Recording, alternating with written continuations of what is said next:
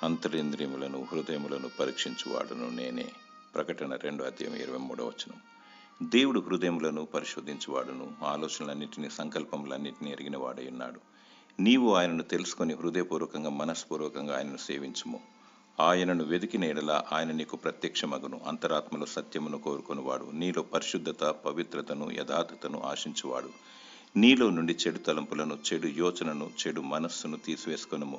మోహపు చూపులకు, వేషధారణ బ్రతుకుకు మరియు కుళ్ళు, కుతంత్రము, కక్ష, క్రోధము, మదమత్సరము, ద్వేష భావాలకు స్వస్తి చెప్పుము. నీ మనస్సు తేటగా ఉండవలెను, నీ హృదయం యథార్థముగా ఉండవలెను. నీ హృదయంలోనికి ప్రభుని యేసుక్రీస్తును ఆహ్వానించి క్రీస్తేసు కలిగిన మనస్సును కలిగి ఉండవలెను.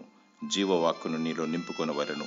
బుద్ధిగల కన్యకల వలె గొర్రెపిల్ల ముద్ర, జీవము గల దేవుని ముద్రను కలిగి నిష్కలంకమైన వస్త్రాలతో ప్రభు రాకడ కొరకు సిద్ధపడి ఉండాలి. దేవుడు విడువక ఎడబాయక నిన్ను కరుణించునుగాక.